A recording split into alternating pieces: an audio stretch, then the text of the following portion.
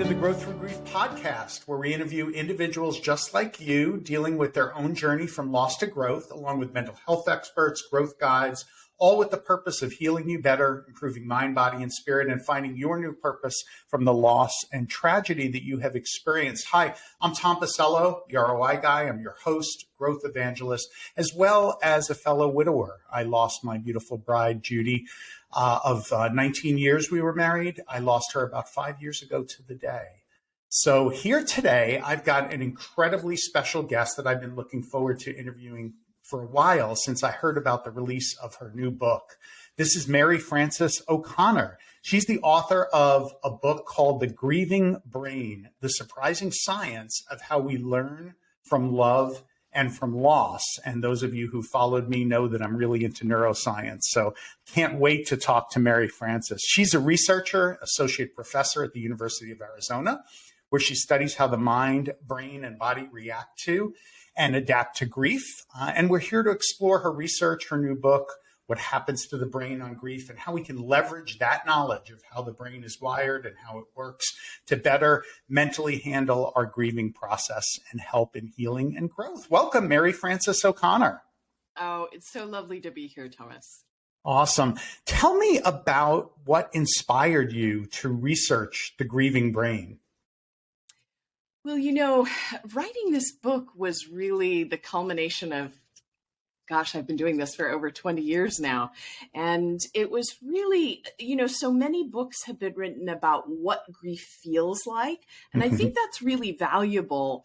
But my own work has really focused on the why and the how of grief. So why does it hurt so much? And why does it take so long to really understand that they're gone? And how does the brain manage to do all of that? But having said that, there's sort of probably a personal side to this as well.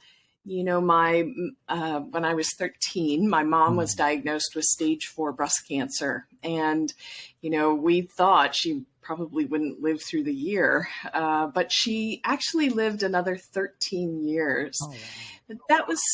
Which was a miracle, honestly. But there was a, long period of sort of when will the other shoe drop? And so there was a lot of grief in my family. And the thing about that was, I think it made me feel really comfortable talking with people who were grieving.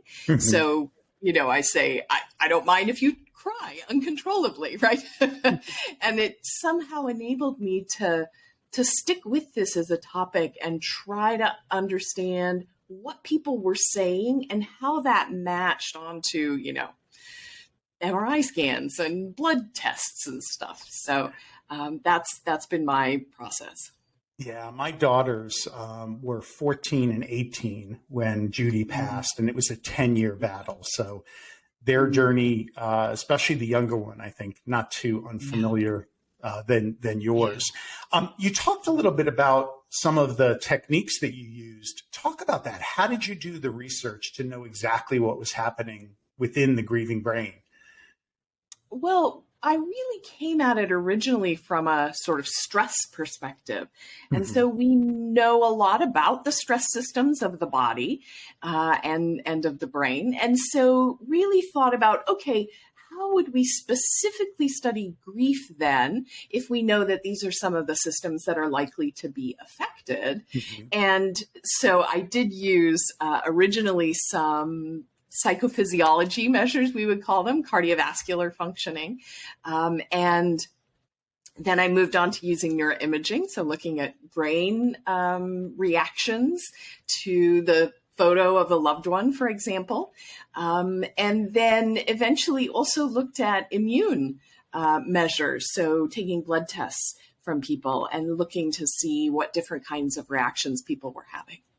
So it went beyond just looking. So you looked at the brain in real time while you almost promoted the grieving, but then looked at the body response to it as well, cardiovascularly, and then longer term immune response, which with a lot of people that grieve, they wind up having heart issues long term and immunocompromised response.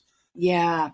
So the brain piece was really where I feel like I've learned so much that those waves of grief that we were enabling in the scanner really gave us a sense of the brain is really doing something here. It's not sort of all in your head. It's also in your brain. Yeah. And so looking at how the brain was reacting when they were looking at a photo of their loved one as compared to, say, just a photo of a stranger, right? So it's not just anyone you're looking at. It's specifically this person you're bonded to. And how does that work? Yeah. So with that loss of attachment, and seeing that image of the loved one that was lost, how did the brain respond? I mean, what lit up, right, on the scans, and what didn't light up, and what was surprising about that, if anything? I think some of what we came to understand, of course, is that grief is very complex. So there are many aspects of the brain, many mental functions that are being, called upon when we have a wave of grief. And so some of the ones that won't be surprising to anyone is that our memories are activated, of course, and also our capacity to pay attention. But what's so interesting about the paying attention is that there's sort of a quality that we see with people who are grieving. People will say, this hurts. And I think, we think of that metaphorically. But it seems to me, from what we see in brain imaging scans, is that might not just be a metaphor. So if you think about physical pain, there's the sensation of a physical pain, right? And the sensation part we have mapped out.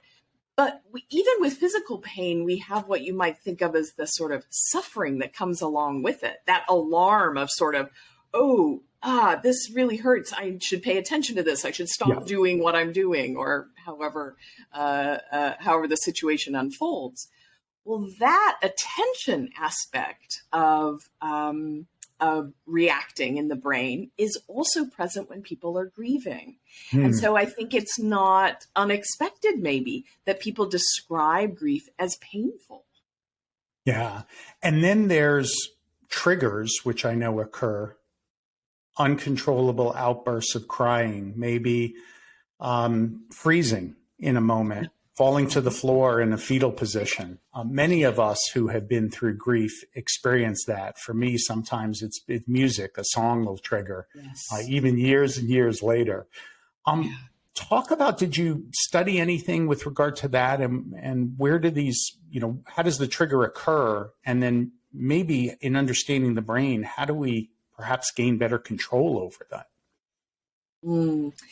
So in the studies that we were doing, we were very specifically using a trigger of photographs, which is, of course, a trigger for many people. And that was the only trigger that we were using. But other research has definitely demonstrated that, all sorts of things cause our awareness to creep up on us, right? So what's so interesting about that, I'll give you one example.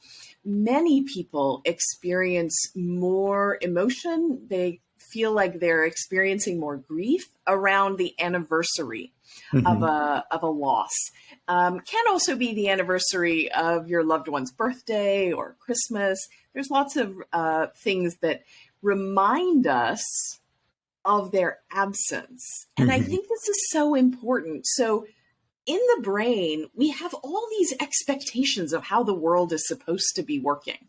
And when we're walking around in the world, our brain is actually noticing that something is absent, right? I think this can be a very isolating feeling for people, because other people aren't noticing that this person is absent, but we are very painfully aware of it. So what causes us to become aware of that absence? I think these can be very subtle things. So I'll give you an example. So my birthday is in October, just passed recently, and I often have these feelings in October, and I realize that the sun, is at a particular angle in October. Mhm. And it's not that I'm consciously thinking about my birthday, but simply the sun being at that angle, somehow it works on my subconscious, right? So I think many of the triggers that we experience are not something very obvious, but are the way that our brain has a network of things associated with our loved one. And they end up bringing the person to mind, or even just bringing the emotions to mind in a way that seems unexplainable. Yeah. Now, the emotions that are brought up a lot of times are sad emotions, the emotions of loss.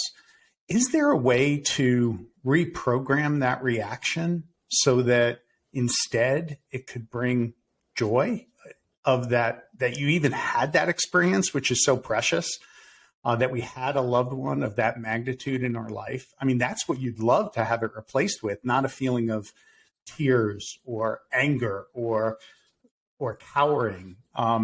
You want it to not have that raw amygdala kind of emotional reaction. You'd love it